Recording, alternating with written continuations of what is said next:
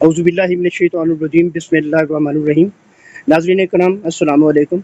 वफाकी दारुल हुकूमत इस्लामाबाद से अपने प्रोग्राम कैपिटल व्यूज़ टॉक के साथ मैं हूँ आपका मेज़बान एम याकूब अलवी और आप देख रहे हैं ICV न्यूज़ नेटवर्क। नाज़रीन करम, इस वक्त मैं लाल मस्जिद के मोहतरम आला मौलाना अब्दुल अज़ीज़ साहब के पास मौजूद हूँ। आज हमारी इतलात के मुताबिक इस मस्जिद में मुफ्तियान में मौलाना कवी अब्दुल कवी तशरीफ़ लाए थे और मौलाना अब्दुल कवी और मौलाना अब्दुल अज़ीज़ के माबैन कोई तला कलामी की बात सामने आई। मैं तहकीक की गर्ज से मौलाना साहब की खिदमत में हाजिर हूँ। आइए हम जानते हैं कि मौलाना साहब क्या इरशाद फरमाते हैं। बिस्मिल्लाहिर्रहमानिर्रहीम। देखिए, बात यह है कि पाकिस्तान कुरान और सुन्नत के निफाज के लिए बना था। पाकिस्तान बनने से कबल जब अंग्रेज़ इस खित्ते में आया था तो 50-60 लाख मुजाहिदीन ने कुर्बानी दी थी। फिर अंग्रेज़ जब जाने पर मजबूर हुआ तो उसने पाकिस्तान और हिंदुस्तान को दो हिस्सों में तकसीम करके अपना ही निज़ाम और अपना ही सेटअप यहाँ रहने दिया और ख़ुद यहाँ से चला गया। उस दिन से लेकर आज तक बेहिसाब मसाइल, मसाइब, परेशानियों और दुखों का हम शिकार हो चुके, पाकिस्तान भी और हिंदुस्तान भी। हमारा हल एक ही है कि अल्लाह की ज़मीन पर अल्लाह का निज़ाम होना चाहिए। देखिए, अल्लाह की हर चीज़ परफेक्ट होती है। इंसान भी दरख्त बनाता है, मसनूई दरख्त घरों में आप देखते होंगे, और एक मेरे रब के दरख्त है। मसनूई दरख्तों पर आप फल नहीं लगा सकते, और मेरे रब के दरख्तों पर फल भी लगते हैं, फूल भी लगते हैं, पत्ते भी लगते हैं, खुशबू भी आती है। ऐसे इंसान भी सब्जियां बनाता है, मसनूई सब्जियां घरों में, रबड़ की, प्लास्टिक की, फल भी बनाता है, सब्जियां भी, लेकिन वो उनके अंदर वो इफादियत नहीं होती जो अल्लाह ताला की हकीकी सब्जियों और फलों के अंदर। इंसान भी ज़रूरत पड़ने पर मसनूई हाथ, मसनूई आँख, मसनूई आज़ा बनाता है। एक मेरे रब की बनाई हुई चीज़ें हैं। अल्लाह ताला की चीज़ वहाँ पहुँची हुई है जहाँ हम सोच भी नहीं सकते, परफेक्ट है अल्लाह रब। ऐसे ही मुल्क के मसाइल का हल एक ही है कि हम कुरान और सुन्नत को मानने वाले बन जाएं। आज हमारी फ़ौज बेहिसाब मसाइल का शिकार है।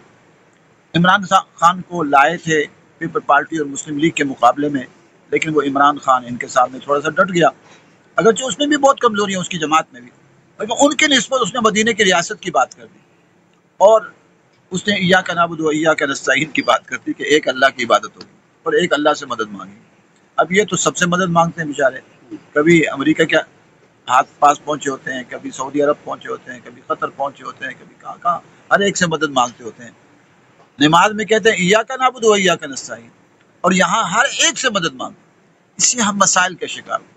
उन्हें बहुत सारे उलमा भी ऐसे हैं जो काफ़ी बिगड़ चुके हैं, या तो उनको बिगाड़ा गया है या खुद बिगड़ चुके हैं। उनमें मुफ्ती अब्दुल क़वी साहब जो इंतहाई बिगड़ चुके हैं और पूरी कौम को जहन खराब करने पर लगे हुए।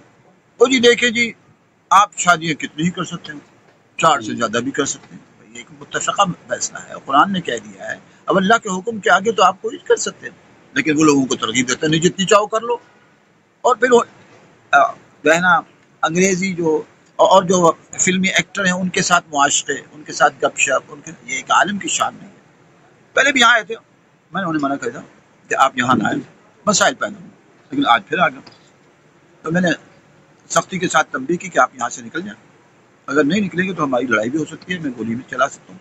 अल्लाह के दीन के लिए हमने पहले भी गोलियाँ चलाई, फिर चला देंगे, और अगर आइंदा आए तो आपको हम संसार कर देंगे या कोड़े लगाएंगे कुरान और सुन्नत की रोशनी में, जो भी आपको सजा बनती हुई। बाल वो तो खुद इकरार कर चुके, मैंने 4 से कई गुना ज़्यादा शादियाँ की, तो फिर शादियाँ की है तो फिर इसका मतलब वो मुजरिम तो बन चुके हैं। तो बाल ऐसे एक मौलवी नहीं है, ऐसी बहुत बड़ी तादाद है, उन सब के इलाज की ज़रूरत है और इंशाअल्लाह ऐसा ऐसा इलाज होगा।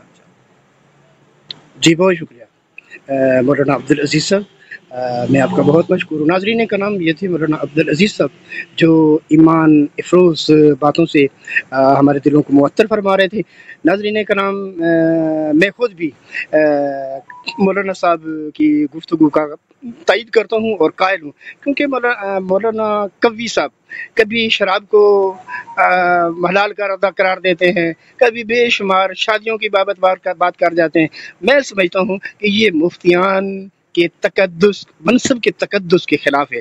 بہرحال وہ جو بھی کریں وہ ان کو ہی اس کا پھل کاٹنا پڑے گا.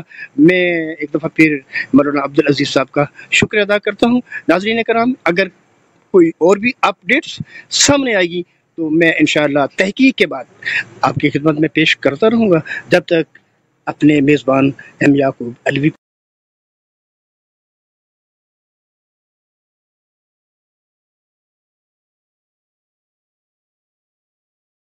بولیں. چلیے مفتی صاحب شروع کرتے ہیں. اعوذ باللہ من الشیطان الرجیم، بسم اللہ الرحمن الرحیم. ناظرین کرام السلام علیکم. وفاقی دارالحکومت اسلام آباد سے اپنے پروگرام کیپیٹل ویوز ٹاک کے ساتھ میں ہوں آپ کا میزبان ایم یعقوب علوی، اور آپ دیکھ رہے ہیں آئی سی وی نیوز نیٹ ورک. ناظرین کرام، یہ حالیہ ایک ناخوشگوار واقعہ دو مفتیان صاحبان کے درمیان پیش آیا، جن میں مولانا عبدالعزیز صاحب اور مولانا مفتی کبھی صاحب. جب ہمیں اس کی اطلاع ملی تو ہمیں یقین نہیں آ رہا تھا کہ ایسا ہو سکتا ہے، لیکن پھر بھی میں نے فوری طور پر لال مسجد پہنچا اور اتفاق سے مغرب کی نماز کے بعد مفتی عبدالعزیز صاحب سے میری ملاقات ہو گئی. عبدالعزیز صاحب سے میں نے استفسار کیا کہ مولانا صاحب ہمیں بتایا جائے کہ یہ کیا معاملہ ہے. تو خیر انہوں نے بڑی تفصیل کے ساتھ ہمیں بتایا کہ مفتی صاحب یہاں تشریف لائے تھے اور میں نے برہمی کا اظہار کرتے ہوئے ان کو یہاں سے فوری طور پر نکل جانے کا حکم دیا. یہ انتہائی گو کے نامناسب گفتگو تھی دو مفتیان کے درمیان، لیکن یہ ایک حقیقت ہے. اس وقت ہمارے ساتھ مفتی محمد کبھی صاحب موجود ہیں. آئیے ہم ان سے پوچھتے ہیں کہ اس ناخوشگوار واقعے کے پیچھے محرکات کیا ہیں. جی مفتی صاحب السلام علیکم. السلام محترم. بات یہ ہے، ایک شخصیت خود ویڈیو بناتے ہوئے آنے کے بعد ان کی گفتگو بھی آپ کے سامنے ہے، ان کا رویہ بھی آپ کے سامنے ہے. میں تو ان کے دارالفتہ میں انہی کے مفتیان کرام کی دعوت پر ایک خلوق کے کیس کے حوالے سے ان کی رہنمائی کر رہا تھا.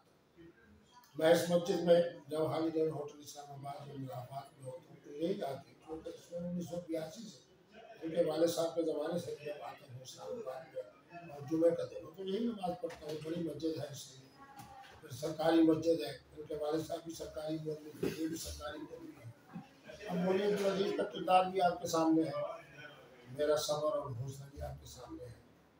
مقتدی حضرات کے ساتھ اور ان کی میرے ساتھ جو محبت ہے وہ بھی آپ کے سامنے ہے. کتنی دیر جناب محمد صرفیں اور تصویریں بڑھتی ہیں. جس کمرے میں وہ آئے انہی کے مفتیان کرام کا کمرہ ہے.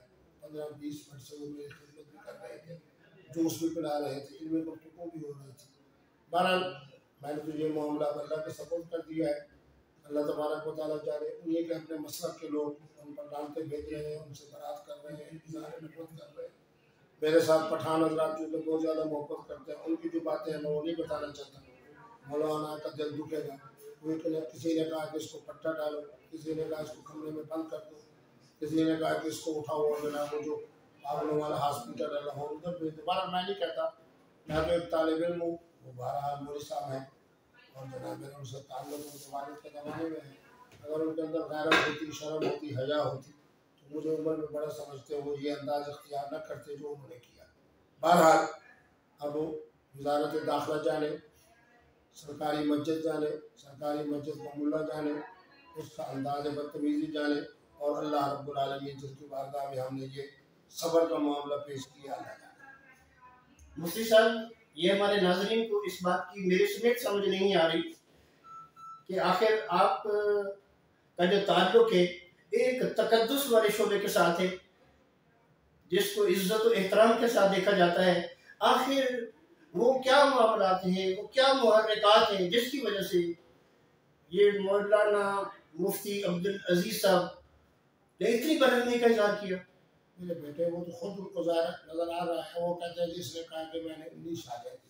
آپ خود گواہ ہو، میں نے کہا کہ آج تک ایک ہی میری شادی ہے، صرف ایک ہی میری شادی ہے.